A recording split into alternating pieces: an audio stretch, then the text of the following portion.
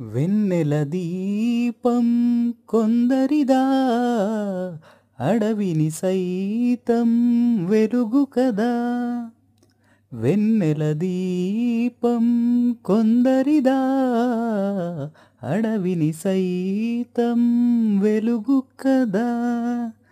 ఎల్లలు లేని చల్లని గాలి అందరి కోసం అందును కాదా.